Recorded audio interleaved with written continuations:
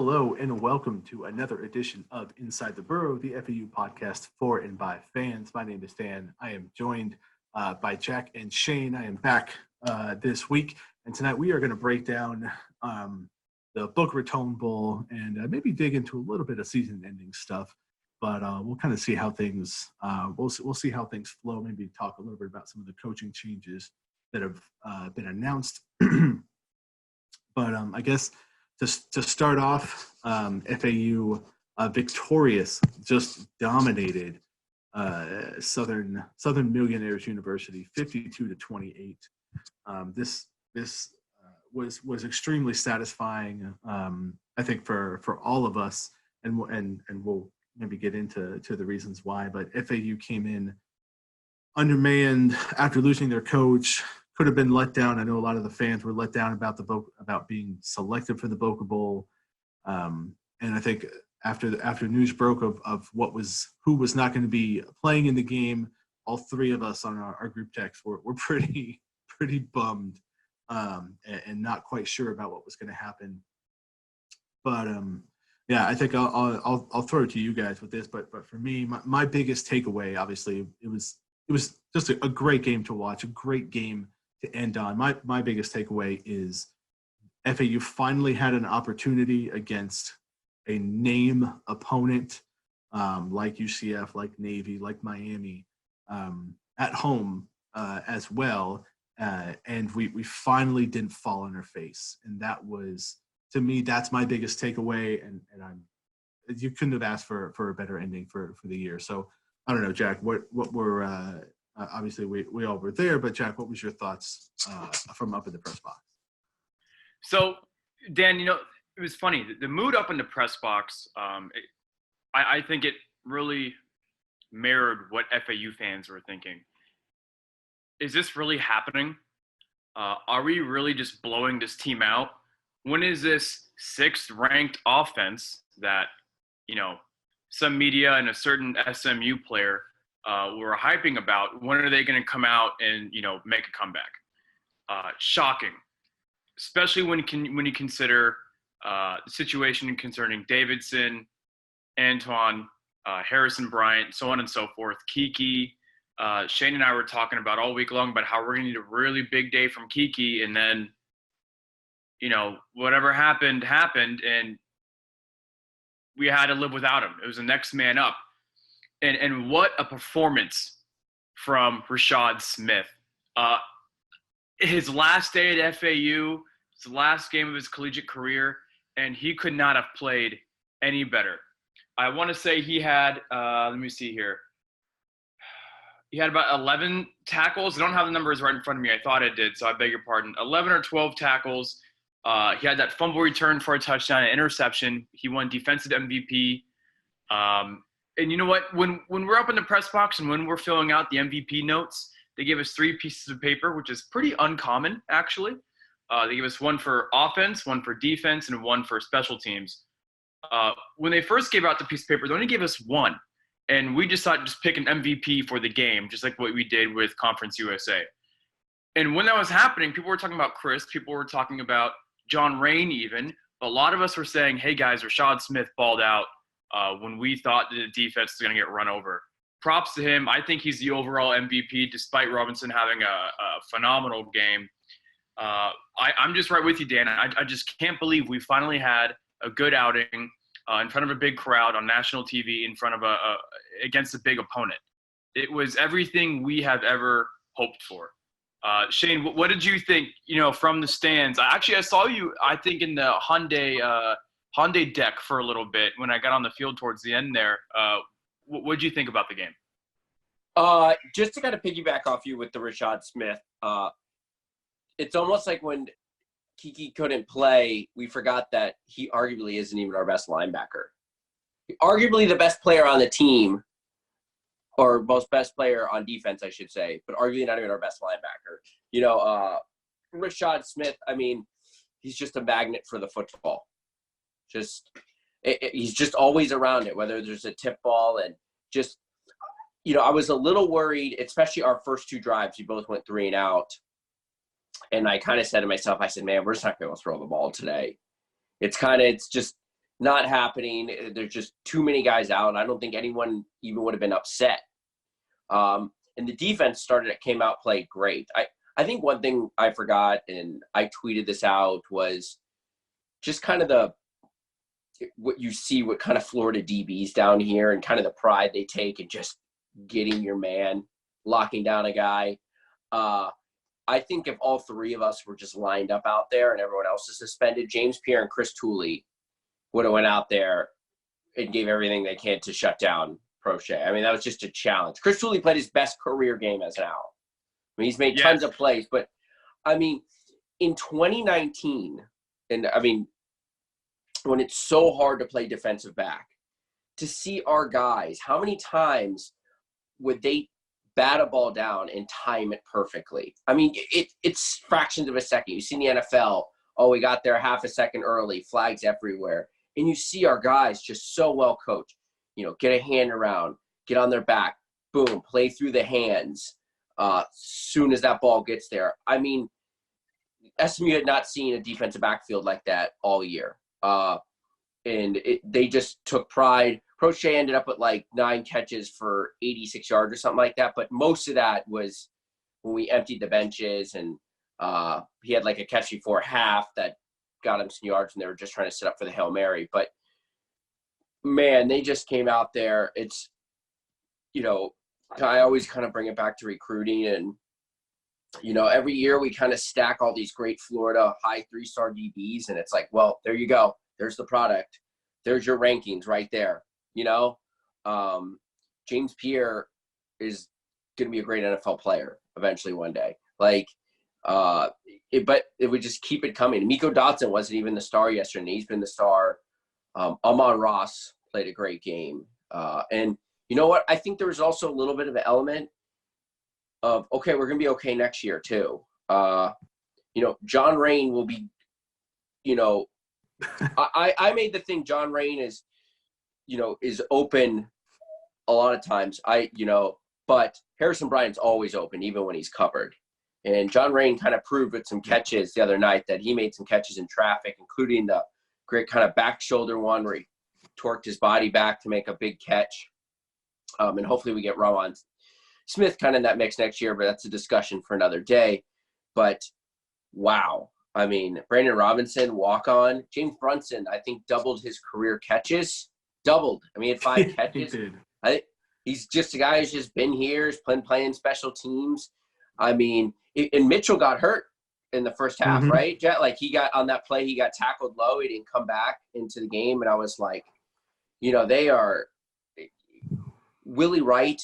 Other than kind of that, I didn't give him too much crap for – a lot of people were upset he dropped that one ball. But I think the ball was kind of fading away from him with the wind, and maybe he should have got it. But still, he had 9 catches, almost 100 yards, a couple nice runs. Like, what do you think a game like, with us losing D'Angelo Antoine, a game like that for Willie Wright going into next year to kind of like carry that off into the offseason as like, I'm back as the slot guy? Huge for Willie Wright.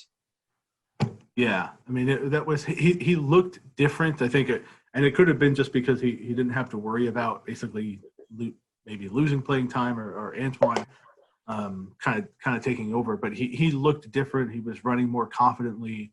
And if you may have seen that tweet of him calling out the SMU coaching staff and defenders.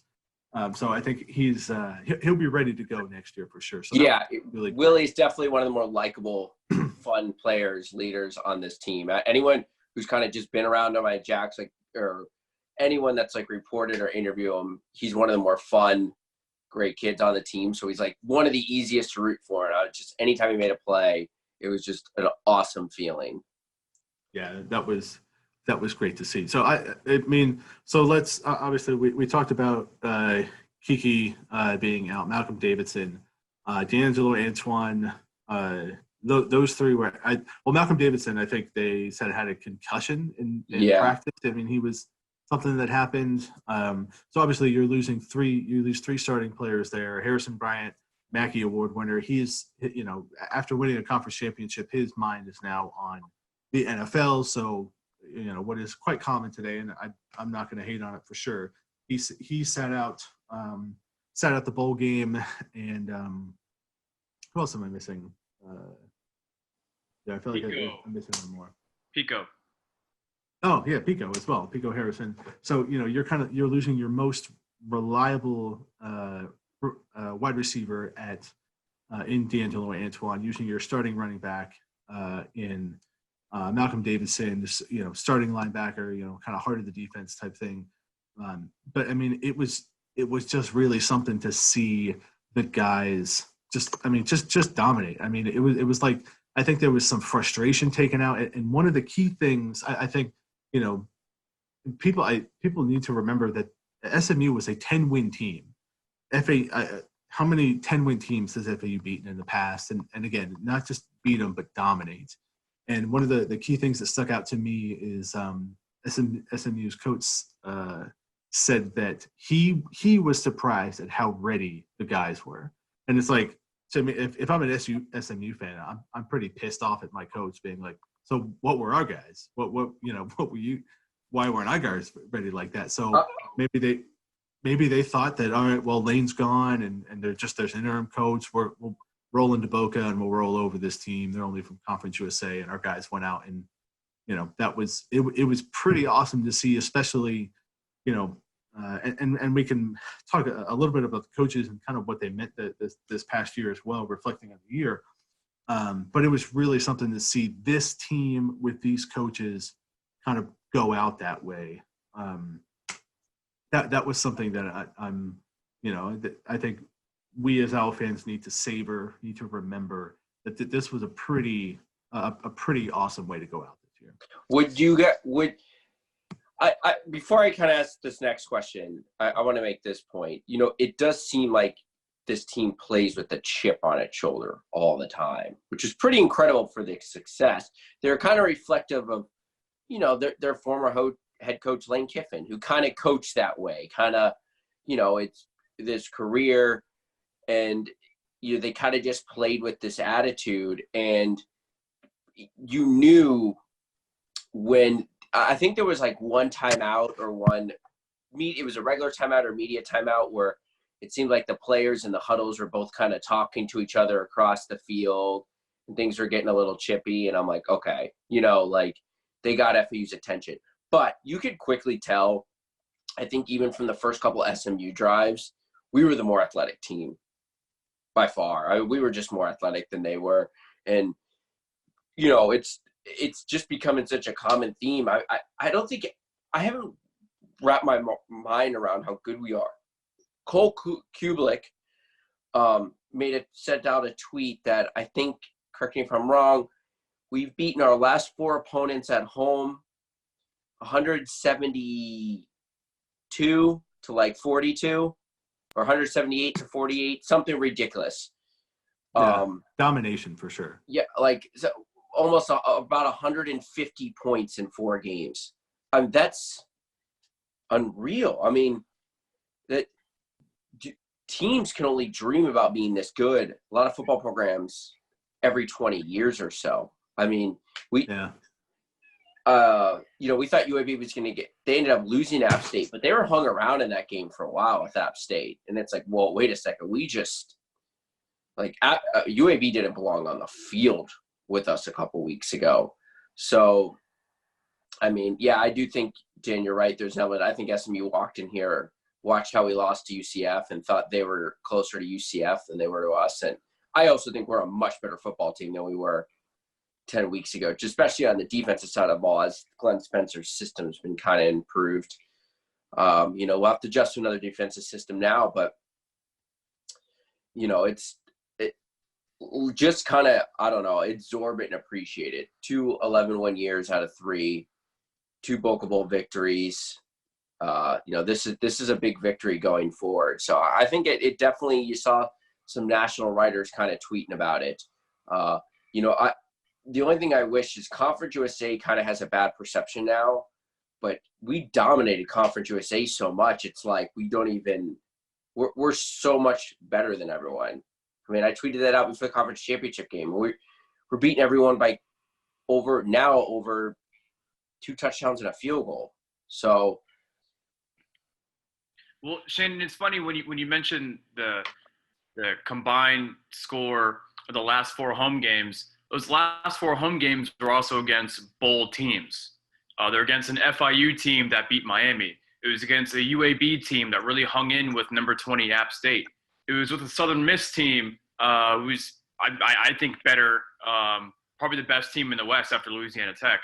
And then, obviously, SMU, 10-win team, number 6 offense in the nation. I felt like this game was just a microcosm of the season of just different players stepping up at different times, especially on the defensive side of the ball. Devon Brown, great game. Horsa Barnwell, walk-on linebacker, tied for second most tackles on defense. Javion Posey, first collegiate touchdown. How about that? First collegiate catch. All preseason, it was written about him, how he was, let's play receiver because we're so short there, because he's a quarterback. And the last play, pretty much on offense, the FAU, he gets his one catch. I think you tweeted out, like, people could hear Charlie Weis Jr. going crazy in the coach's box, which is cool. Now, I will say this. Now, this is a compliment. I don't want to see Javion Posey at receiver anymore. The glimpses we got of quarterback at him in the fall, I really want to see him there. It'd be exciting to see him. Definitely. Yes, I want to see him at quarterback. I'm really excited to see him at quarterback. So I hope he doesn't get too used to it. Like, this will be a cool college story, but I think he's going to be a great quarterback. So that's something we'll definitely talk about down the future because he's a different style quarterback than Chris. He's more similar to Nick Tronti, but Nick Tronti is more likely to just run you over like a Tim Tebow style than kind of break your ankles and run past you like Mike Vick.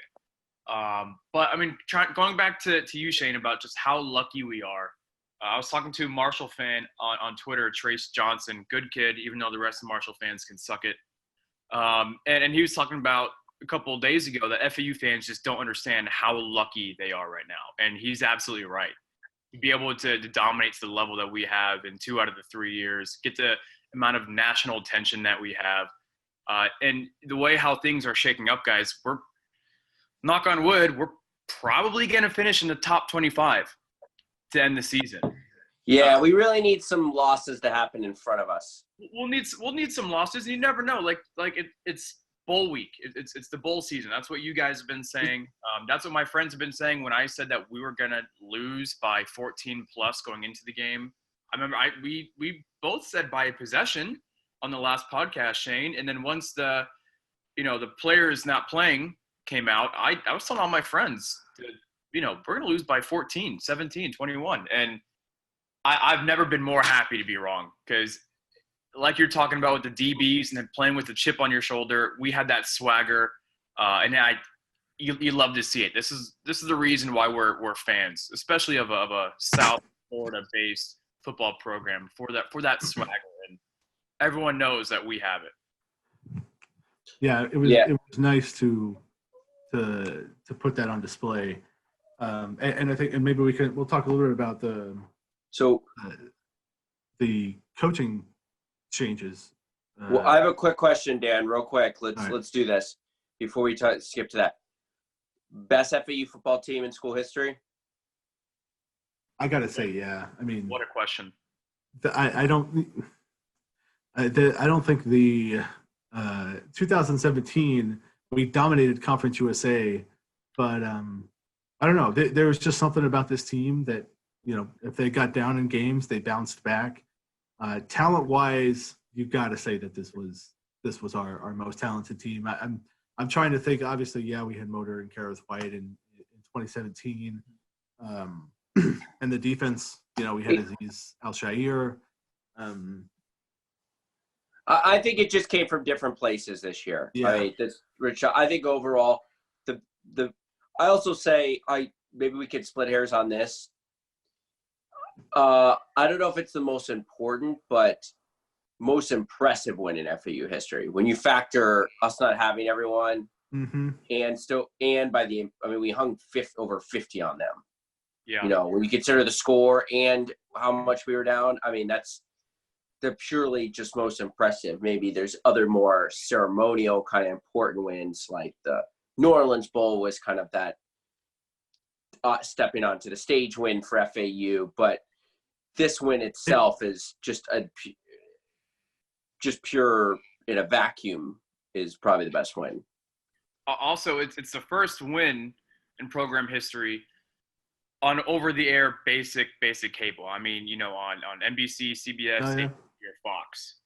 Game was on ABC on 3:30, nationally televised audience. I had family and friends from all over the country, just flipping through the channels, and they saw FAU and were congratulating me on such a great game that they had. Yeah. I think that the 2017 team beats this one head-to-head.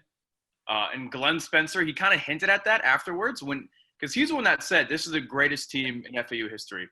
He said right before that, I know that they have similar records, and I know about the NFL talent of that 2017 team. But I really think he was talking about the adversity that this year's team had to get over to become champions. I think that's what makes this year the most special out of them all. We kept doubting ourselves over and over again. How many times did we say we're not the best team in Conference USA? Yeah, we're better in Marshall, but Louisiana Tech is better. Southern Miss is better. I just don't see, we're going to need a perfect game to win this game. We said that a lot this year. But yet the team has found time after time new ways of overcoming these challenges. And it makes you so proud. So that's why I say this year tops them all. And I'll finish on this because I do want to talk a little bit about the coaches, but I would say on defense as a whole, you could as the year went on, you could rely on the defense to make a play, to come up big.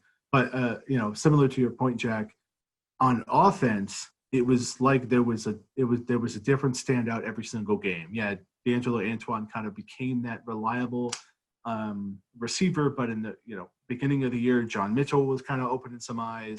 Larry McCammon, when he was not injured, was doing well, and then Malcolm Davidson steps right in and starts doing well, and then you have a Mackey Award, and I don't know if you guys went over this. I didn't get a chance to listen to last week's show, but like having a Mackey Award winner on your team is. I mean, certainly it's not the Heisman for a team like FAU. How about he swept every All-American? Yes, that too. I mean, this is the type of national recognition that and that's why I got to say this year's team over 2017, just because of what it brought nationally to the university overall.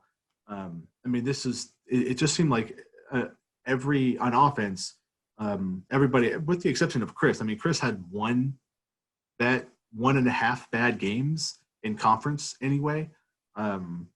It was something on offense always kind of seemed like there was somebody else jumping out that was making the big play, that was coming up clutch. And I'll kind of transition this over to the coaches.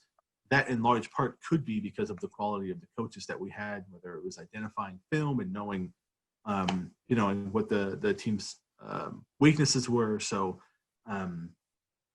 offensive coordinator Charlie Weis just did a phenomenal job, and certainly Glenn Spencer. I think FAU had 32 takeaways on the year, and we were plus 22 in turnover margin. I mean, just freaking crazy. But both, oddly enough, both Glenn Spencer and Charlie Partridge. Excuse me. How dare I say that name during this year?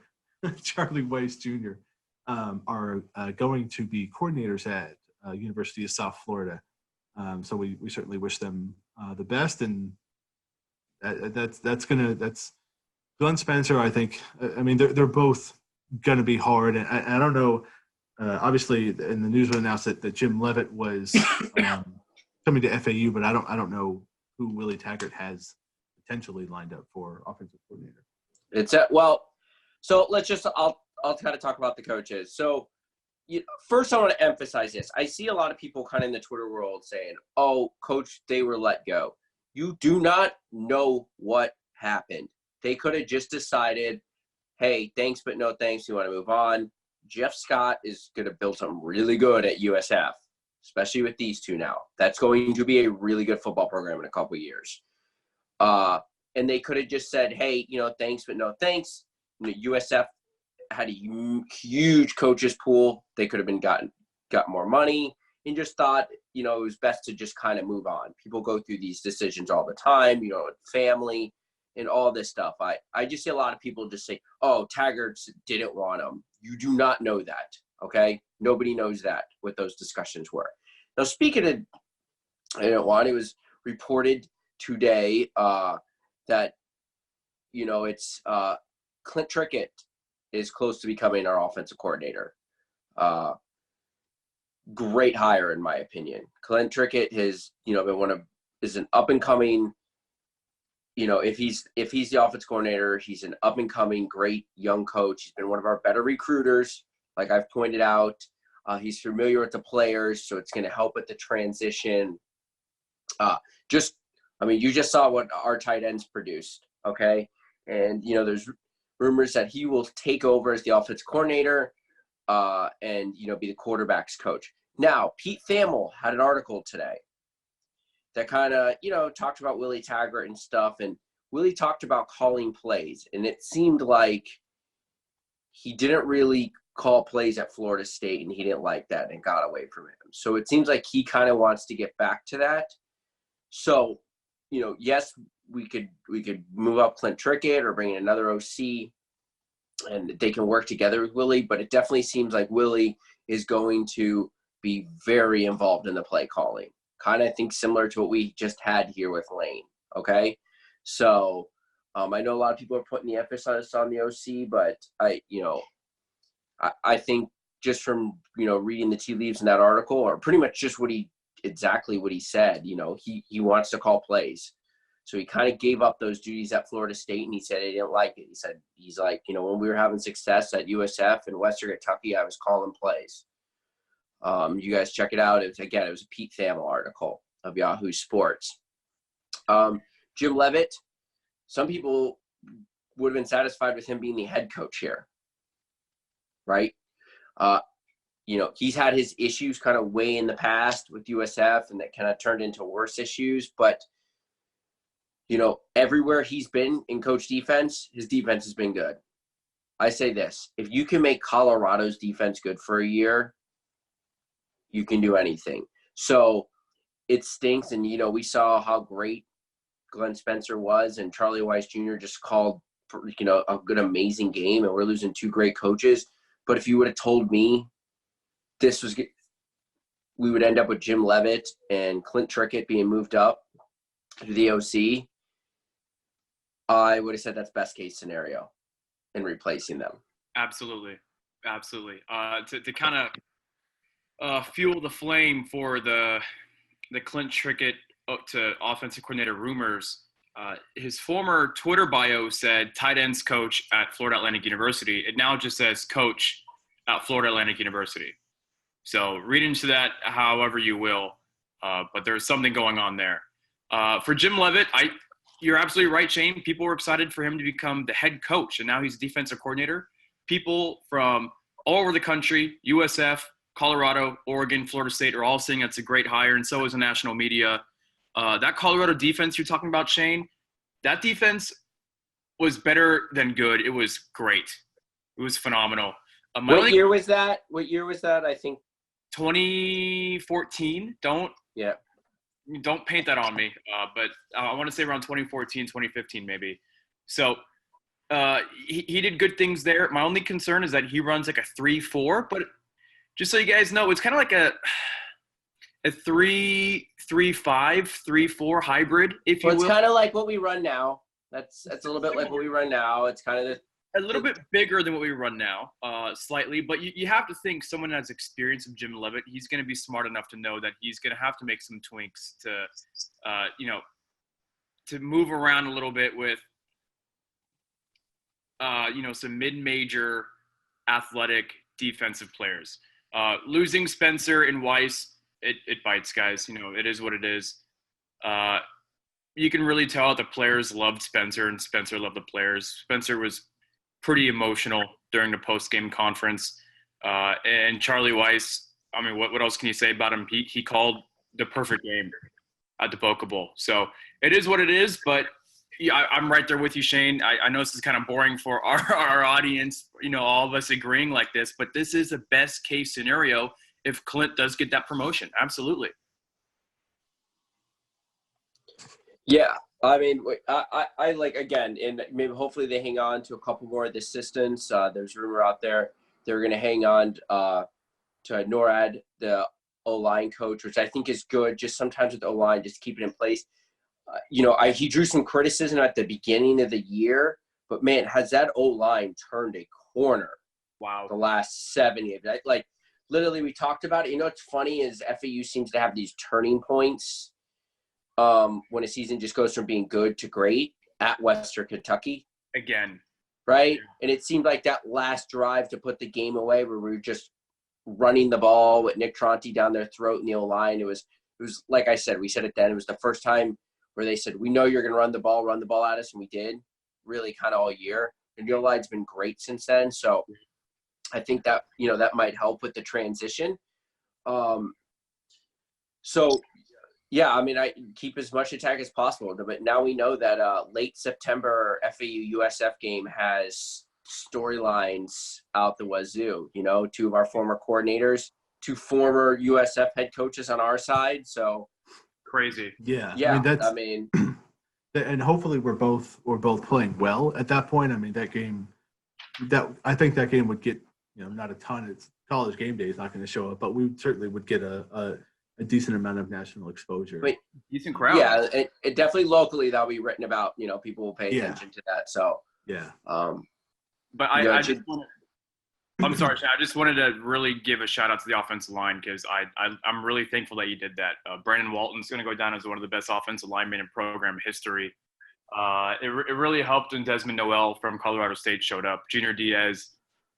Names go on and on. I'm really, really thankful that you said that, Shane. So I'm sorry to interrupt, but you're good. Chris said it himself. We would not be here if it was not for the offensive line, and I'm thankful that they're finally getting credit. He wasn't sacked once? No. On Saturday, I don't think so. Yeah. No. If he was, it was when he ran out of bounds behind the line of scrimmage. Yeah, he gave himself. Chris even had his best day running. Yeah, he did. He did. And it's funny. You know what? One quick name I forgot. I thought James Charles played arguably the best game of his career. He only had – I know he's had better stat games, but whenever they put him in, he kind of seemed to rip off a big run. Almost every run was almost a positive yardage. Yeah, so it's – SMU is one of the best teams when it comes to tackle for loss in the entire country. And Chris, in the postgame, made sure that everyone knew that he wasn't sacked. And SMU is number 1 in TFL. So, yeah, I love the swagger. Love it. So it was it definitely was a fun weekend, and I think for us, it was a great way to end the season. So I think we are. And do you guys have any further thoughts about the game or anything like that? So next week we are going to try. To get some folks together for kind of a season wrap up show that we'll be bringing to you guys. So as I said on Twitter, this is the type of thing that you really need to enjoy. I mean, like, again, we're just fans, but being more actively involved, it's almost like we earned this. We put in our due by living through the 3 and 9 years and going through the frustrations of getting blown out by UCF at home, and the frustration at the beginning of the year. This is something that we should enjoy as our those years are always so frustrating because deep down we all knew this is what it should look like. We knew this is what we were capable of. You know what I mean? When you understand the potential, it's even harder to kind of swallow those years. But enjoy this. Grab your championship shirts at all time. Let's wear them around town. We're not going away. Like Dan said, we're going to try and maybe get some folks together and kind of do like a round table season wrap up. We will do a special recruiting episodes, maybe 1 or 2 around the second signing day, which will be really big. It's kind of a dead period for recruiting now, but as soon as we eke into January, you'll start to see me all over the nest. So, as we try and finish up this class, and, as maybe they'll also add some people from the portal, hint. So just kind of follow this. But I'll say this now, one kind of point of discussion we've had all year is kind of growing the fan base. And it seemed like there was at times where it felt like it was stepping back. We should have more. Start now. Start growing the fan base now. If you're an FAU fan, hey, you want to get season tickets? You want to renew? Right now it's $20 renew. I'm shouting out for FAU Ticket Office. Like, this is where you say, hey, we have a section together. Do you guys want to split tickets, or let's add? This is where you expand your group now. Throw away that save the date for next October 16th. They don't need you to come. Go to the games. So, this is where we expand our fan base right now and start building it into next year. Yeah, we've got to carry the momentum in the fan base and with the program when it comes to recruiting and growing the season ticket holders. Thank you for mentioning that, Shane. And before you wrap up, you guys already know I have to mention a little bit of a basketball drop real quick. Basketball team, big 15-point win over Mercer in Macon, Georgia a couple days ago. Huge win. We were underdogs and we came out victorious. We've won 6 out of our last 7. Another big game coming up this Sunday. Hey, we were talking about USF a couple times. This pod will guess who we're playing. We're playing USF right here in Tampa. I'll be there covering the game, so make sure you're following the Owl's Nest for it. USF just choked, couldn't believe it, against Florida State, who's ranked in the top 25. USF was winning almost the entirety of the game. Then they lost on a 19-3 run in the last 3 minutes or something like that. Crazy. So it'll definitely be a tough test, but it's the last test before we start conference play. So let's get another dub and let's keep this streak going as we head into the CUSA schedule. Yeah, you heard Jack. Go support FAU basketball. So with that, we, as always, we thank you for checking us out. Make sure you check out FAUOwlsNest.com for any of the latest coaching news. If you want to go back and relive the game, feel free to do that. But live this one up, Owl fans. This is a good time to be an Owl fan. And, we definitely we're going to enjoy it here. So we'll catch you guys next week for the next episode. Go Owl.